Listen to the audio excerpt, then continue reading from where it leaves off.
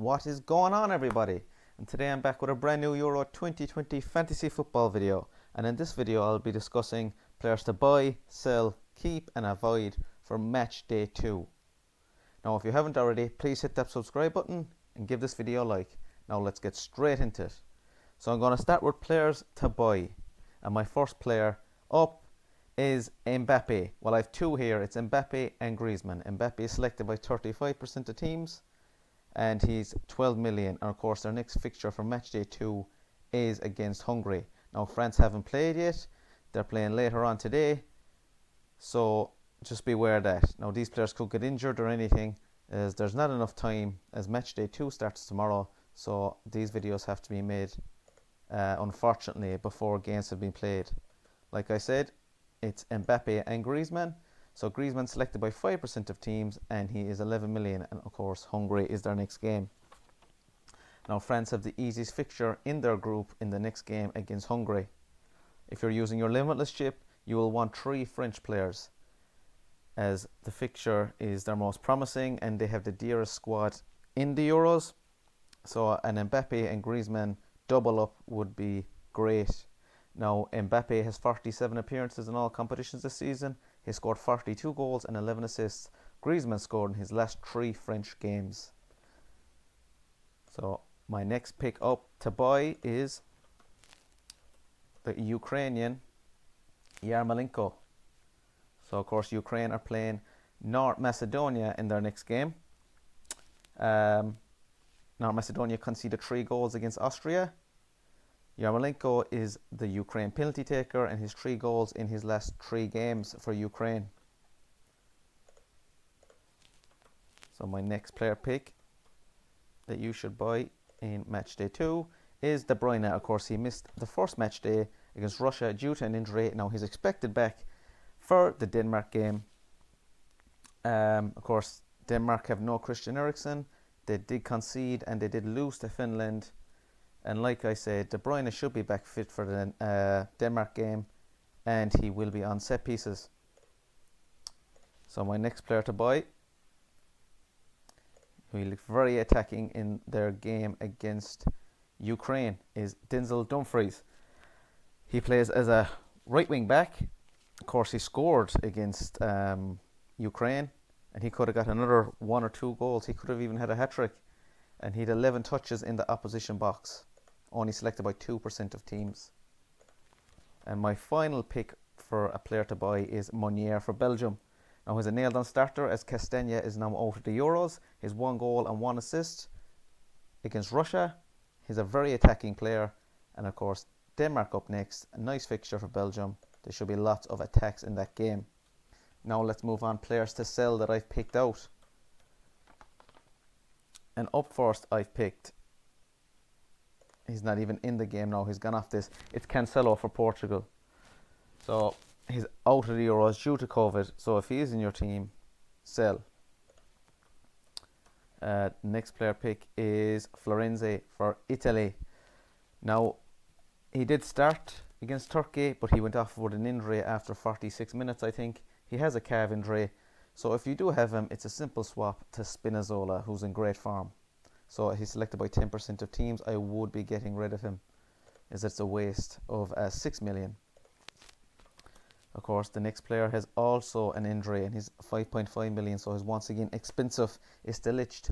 He's an injury, and if you want to have a Netherlands player for this Austrian game in matchday 2, just swap him to Dumfries, who's way more attacking and offers a lot of trick going forward. Of course, he's selected by 20% of teams, so I would be getting him out.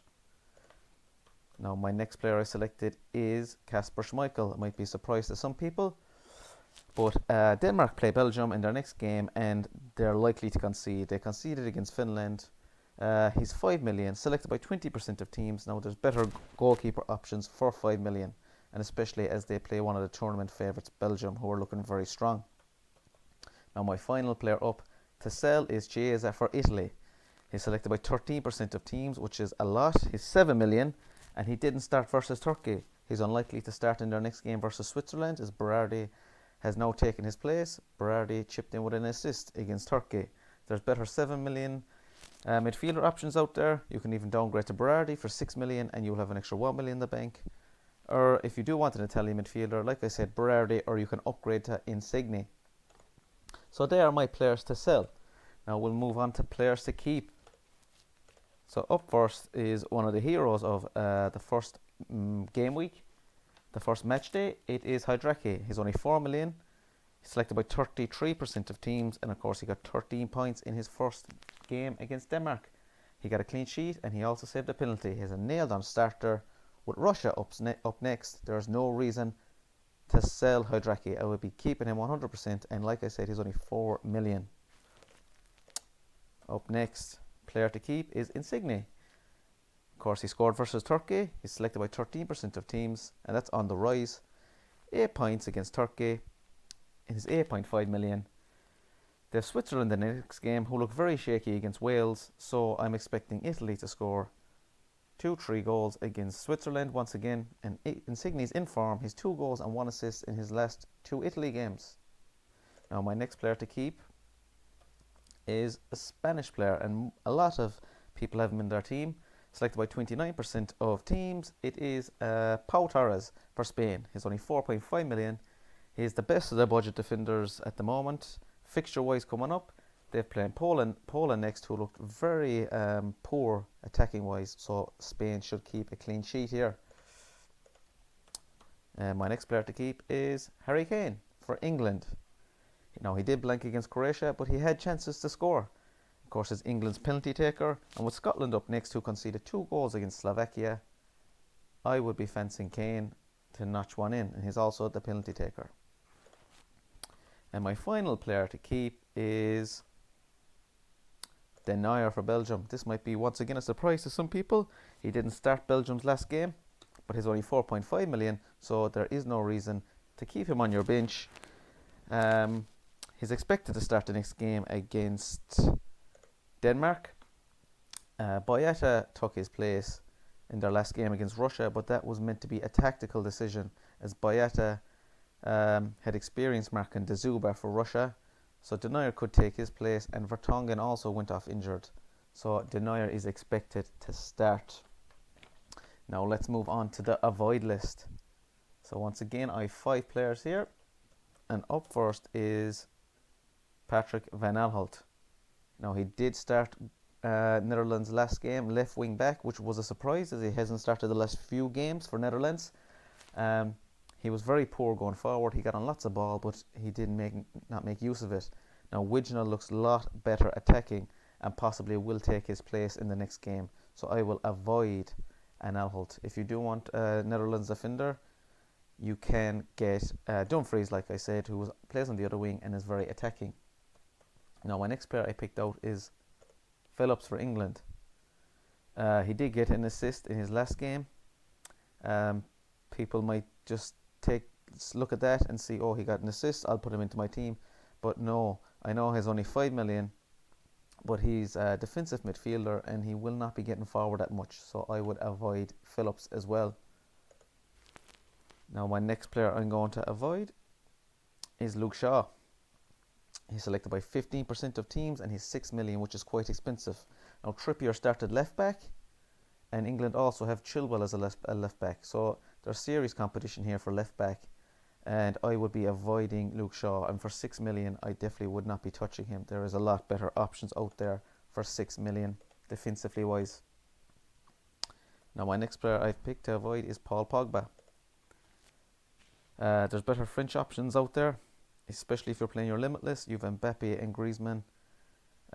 Pogba they have a great fixture versus Hungary, of course, but he probably won't be on set pieces. He's no goal for France since the 2018 World Cup, and he's no goal contribution in over 2 years for France. So I would avoid picking Pogba.